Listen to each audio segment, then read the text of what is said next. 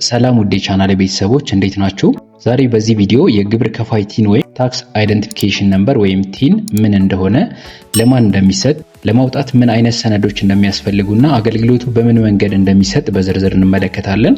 ቪዲዮውን እስከ መጨረሻው በመከታተል የቲን ቁጥር ለማውጣት የሚያስፈልጋችሁን ሁሉንም መረጃዎች ታገኛላችሁ። ቲን ማለት ታክስ አይደንቲፊኬሽን ነምበር ማለት ሲሆን የግብር ከፋይ መለያ ቁጥር ነው። በንግድ ስራ፣ በቤት ኪራይ፣ በሙያ ስራ ወይም በተለያዩ የገቢ ምንጮች የተሰማራ ግለሰብ ወይም ድርጅት ይህን መለያ ቁጥር ማግኘት ያስፈልገዋል።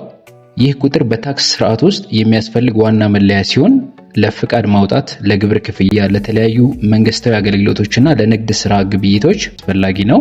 በቀጣይ በንግድ ስራ ወይም ቤት በማከራየት የተሰማሩ ግለሰቦች በጣት አሻራ የተደገፈ ቲን ቁጥር ለማግኘት የሚያስፈልጋቸውን ሰነዶች እናያለን።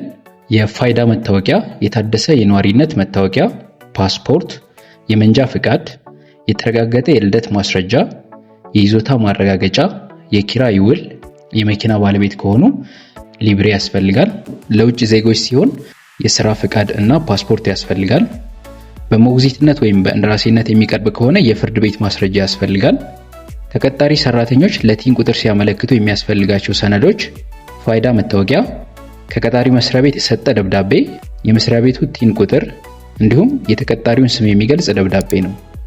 ሌላው ተማሪዎችም የቲን ቁጥር ማውጣት ይችላሉ። ለተማሪዎች የሚያስፈልጓቸው ሰነዶች ፋይዳ መታወቂያ፣ ለነባር ተማሪዎች የታደሰ ዩኒቨርሲቲ መታወቂያ ወይም ደብዳቤ፣ አዲስ ለገቡ ተማሪዎች ፋይዳ ብቻ ያስፈልጋል። እንዲሁም የግል ቲን ለማውጣት የሚያስፈልጉ ሰነዶችን እናያለን። የሚያስፈልጉትም ሰነዶች ፋይዳ፣ የነዋሪነት መታወቂያ፣ ፓስፖርት፣ የመንጃ ፍቃድ እንዲሁም የልደት ማስረጃ ናቸው። ቀጣይ ለፒኤልሲ ወይም ሽርክና ማህበራትና የልማት ድርጅቶች የሚያስፈልጓቸውን ሰነዶች እናያለን። የድርጅቱ ስም፣ አድራሻ፣ ስልክ ቁጥር፣ ኢሜይል፣ የውል ስምምነት፣ መተዳደሪያ ደንብ፣ መመስረቻ ጽሑፍ፣ የስራ አስኪያጁ የታደሰ መታወቂያ፣ የስራ አስኪያጁ ቲን፣ የይዞታ ማረጋገጫ ወይም የኪራይ ውል፣ በውክልናም ከሆነ ህጋዊ ውክልና ያስፈልጋል።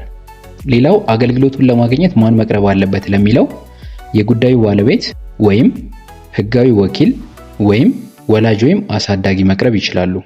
ይህን አገልግሎት ለማግኘት የሚፈጀው ጊዜ የቲን ቁጥር አገልግሎት ለማግኘት በአማካኝ በ30 ደቂቃ ውስጥ አገልግሎቱን ያገኛሉ።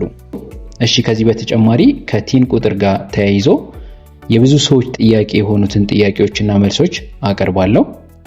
የመጀመሪያው ጥያቄ ክሊራንስ ለመውሰድ የት ነው የሚሰጠው የሚል ነው። ክሊራንስ ለመውሰድ ክፍያ በሚከፍሉበት ቦታ ይሰጣል። ሁለተኛው ጥያቄ ታክስ ሴንተር እንዴት እቀይራለሁ የሚል ነው።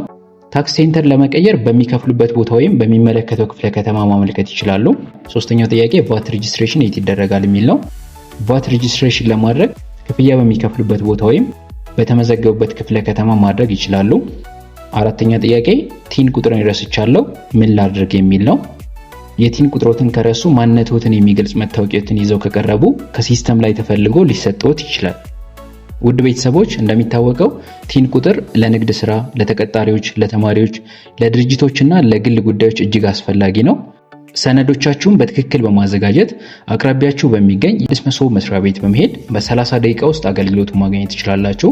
ይህን ቪዲዮ ጠቃሚ ሆኖ ካገኛችሁት ቪዲዮን ላይክ፣ ሼር እንዲሁም ሰብስክራይብ ማድረጋችሁን አትርሱ። በቀጣይ አሪፍ የቴክኖሎጂ መረጃ እስክንገናኝ ሰላም ሁኑ። ቻው።